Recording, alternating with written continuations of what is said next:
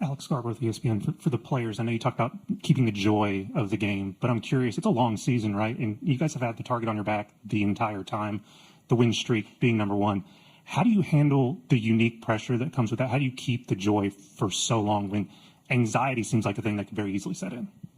Well, the only way that you can have a joy that doesn't fade away is from the Lord. And any other type of joy is actually happiness that comes from circumstances and outcomes. I think Coach has said this before, but joy from the Lord is really the only thing that can keep you motivated, just in a good mindset, no matter the outcomes. Thankfully, we've had a lot of success this year, but if it was the other way around, joy from the Lord is the only thing that can keep you embracing those memories, moments, friendships, and all of that. So that's really the only answer to that, because there's no other way that softball can bring you that, because of how much failure comes in it and just how much of a roller coaster the game can be.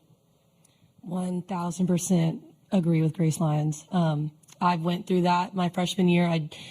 I was so happy to win the college. I've talked about this before, but I was just so happy that we won the College World Series, but I didn't feel joy. I didn't know what to do the next day. I didn't know what to do for that following week. I didn't feel filled, and I had to find Christ in that. And I think that is what makes our team so strong, is that we're not afraid to lose, because if it's not the end of the world if we do lose. Yes, obviously we've worked our butts off to be here and we want to win, but it's not the end of the world because our life is in Christ, and that's all that matters.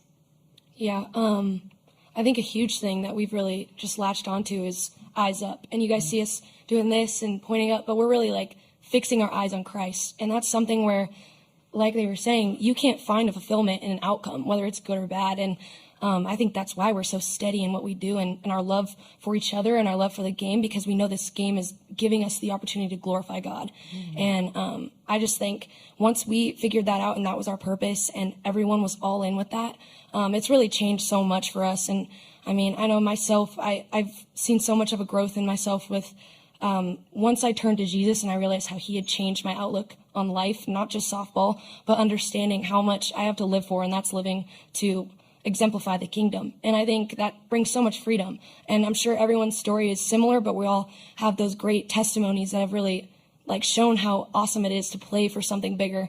And I think that's just what brings me so much joy. And no matter the outcome, whether we get a trophy in the end or not, this isn't our home. And I think that's what's amazing about it, is we have so much more.